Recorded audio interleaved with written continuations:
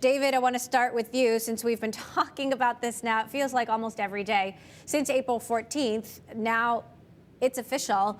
What about Twitter is going to change under Elon Musk? Well, actually, I thought what Brad just said was very interesting. And if you really ask yourself, is this a financial takeover or a political takeover or both? If it's both, I am not as worried about the free speech issues. Because obviously the business will require significant moderation. It's not just a matter of obeying the law. Users expect a more or less safe environment in which to function.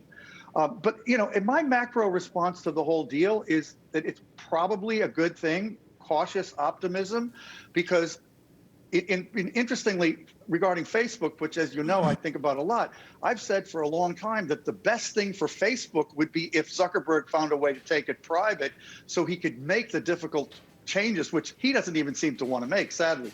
But taking Twitter private, taking any company private, as Michael Dell proved, is a way to really do difficult things that the market might not let you do. And I think some of the suggestions he has, and most notably authenticating all humans, which we could talk about in a minute in more detail if you want, could be very positive changes.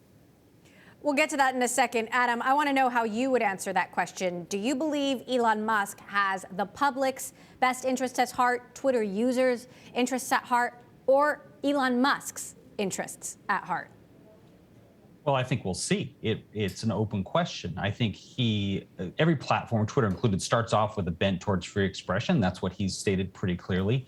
The problem is that 1% of users who make a mess of the place, right? With spam, harassment, hate speech, what some people call lawful but awful speech. And the problem is that if you don't do anything about that kind of speech, you drive away your happy, productive 99% responsible users. And you turn off your advertisers who really don't want their ads appearing next to hateful or harassing content. Look, every community wants both a generally free environment, but also a police force to enforce the rules. And that's what most people want on social media. That comes through in polling. People want more transparency for expression, but they also want clear content moderation, and they don't want to see junk. And I think he'll see that. Well, Renee DeResta put this, I believe, very eloquently, where she said Elon Musk is equal parts innovator, equal parts potentially troll. Even though I think we can all agree Elon Musk is incredibly innovative, is he innovative enough to figure out free speech in a way that works for everyone when so many people, so many massive companies that have come before have not been able to? Adam.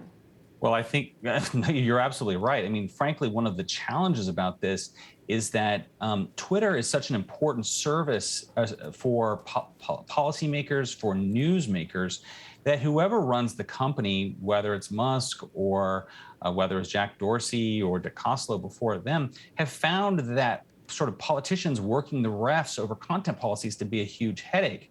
And I suspect once that initial enthusiasm passes, he may find that too. It may be relatively easy to reinstate Trump, as Brad said. But what happens the next time there's a January 6th type event? What happens when Nancy Pelosi calls because she doesn't like a call they've made? So these are calls that no social media CEO relishes making, but unfortunately, it's part of the job.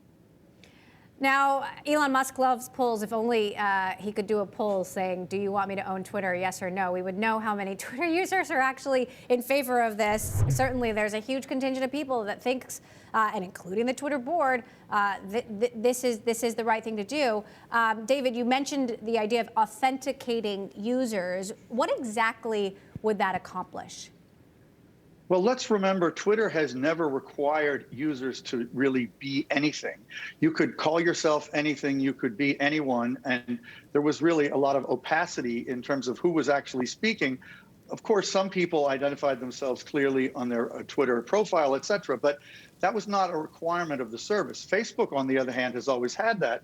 And even though it's been diverged from to some degree, it really did, to some extent, maintain civility in the service relatively.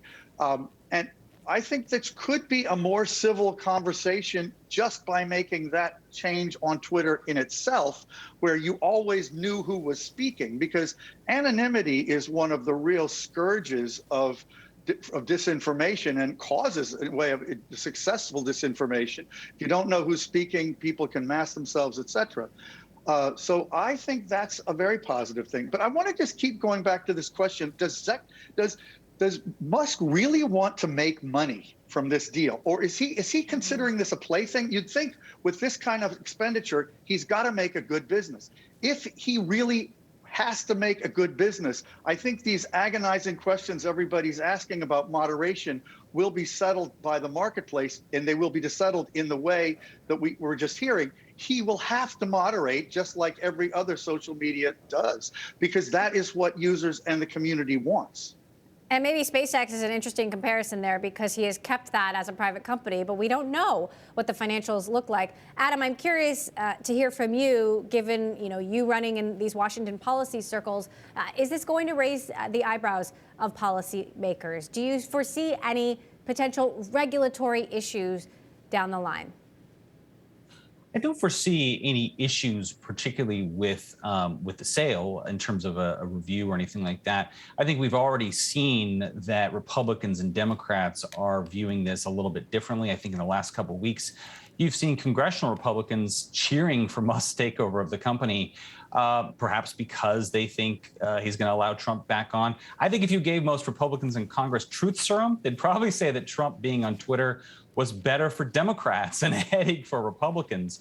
So I do think you'll see the continued working of the refs. That's always been true of social media.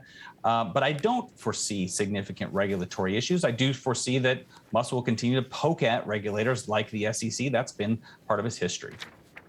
And Parag Agrawal, the CEO of Twitter, is actually in the middle of an all-hands meeting with employees right now. He's just said that the company will continue to operate as usual until the deal closes. We're getting headlines from the meeting now that no layoffs are currently planned, that stock grants will continue to vest, but there's going to be a hiring freeze for now.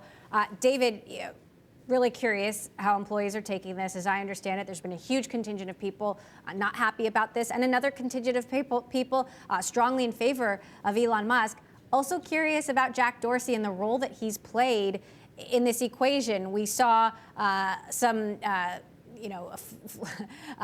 tension going back and forth between Jack and Elon Musk. Jack changing his official title to blockhead. Elon Musk complimenting that, saying that title is on fire. Jack responding that Elon Musk is the techno king. What has been the influence, do you think, of Jack Dorsey on this deal, having left the company? It's a good thing to speculate about. My guess is that Jack, like me, is cautiously optimistic about what this could mean, but nobody can look at Elon Musk and not worry that something could spin out of control in an unpredictable direction. And I'm sure Jack, who feels very deeply attached to and proprietary about Twitter, wants to see his baby kept healthy.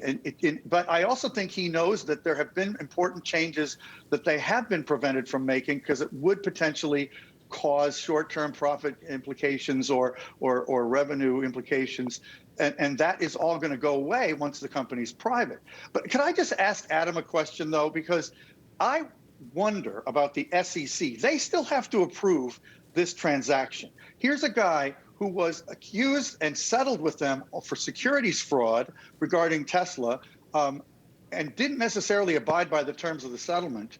And what is the possibility, as a Washington guru, Adam, that maybe the SEC might think of him as potentially unsuitable unless certain conditions are put on this transaction? It's not an antitrust issue, but they have the right to do whatever they want. Sure. It's not out of the question. And certainly SEC Chair Gary Gensler has not been shy about using his authority when it comes to, for example, the whole crypto industry. They haven't yet done this kind of thing, but I think it's very possible. And certainly to the extent that he could say, look, this is kind of my moment to extract some kind of conditions or concessions. I think that's very possible. And of course, that's not the end of it, right? Because even in Musk's role as head of Tesla, he's constantly tangling with regulators around safety and all these other questions. And there's some important questions. So I don't think even the acquisition is even probably the end of Musk's interaction with regulators around Twitter.